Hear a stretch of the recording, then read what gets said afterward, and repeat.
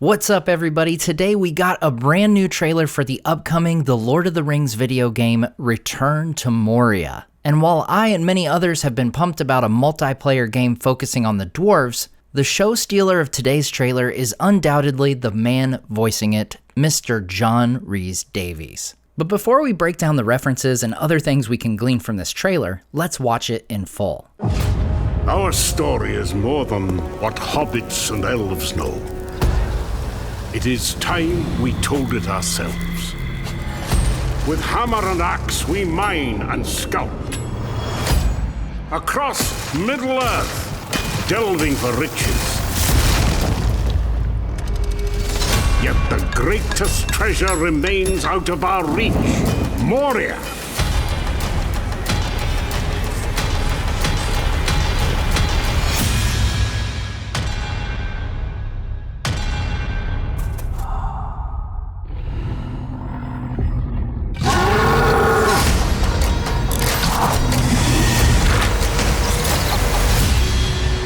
Come, my fellow dwarves, rally together. It's time we took back our home.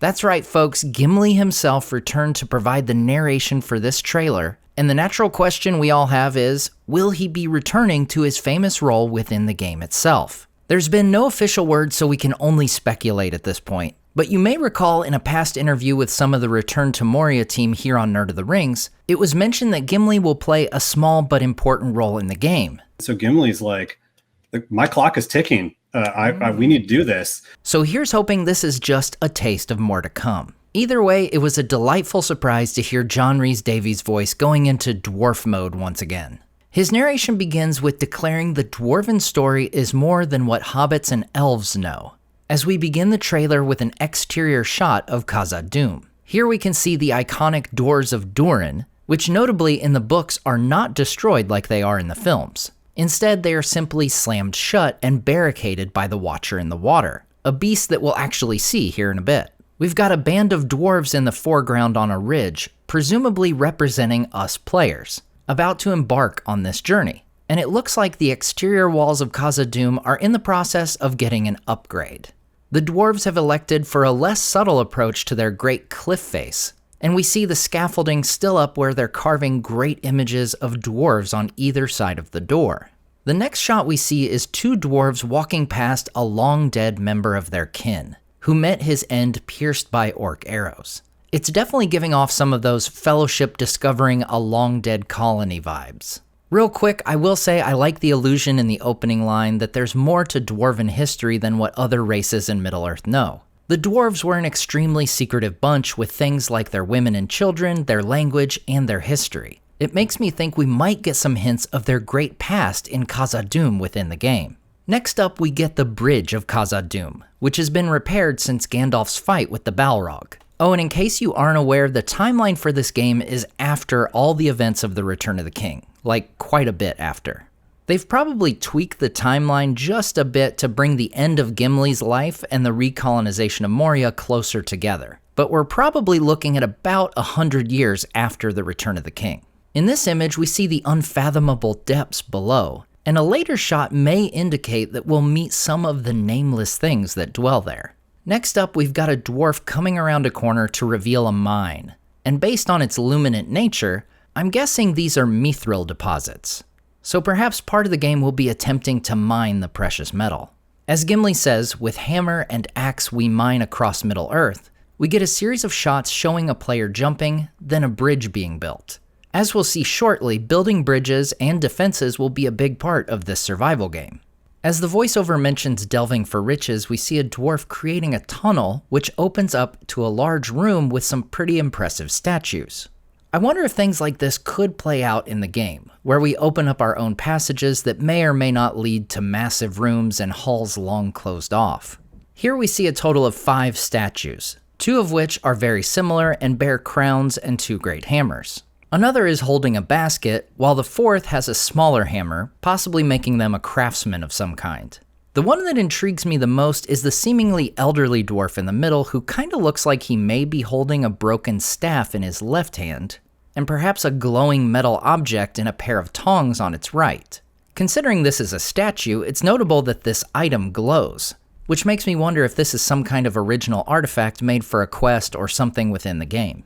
Now we see some stairs to both the left and the right of the player, presumably leading up behind the statues, where it looks like there's a doorway beyond. This makes me wonder just how large they've made Khazad-dûm for this game, and honestly, the bigger, the better.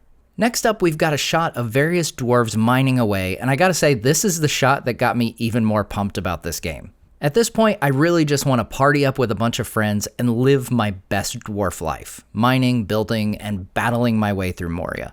The John Rhys-Davies voiceover mentions the greatest treasure remains out of the dwarves' reach, that being Moria itself. Meanwhile, we see this mysterious, perhaps doorway that we've seen before, and the developers thus far have remained mum on. The room itself seems to feature more dead dwarves, maybe some orcs as well, it's kind of hard to tell. But if this doorway has special significance, it seems the dwarves made a last stand of it in this room in particular.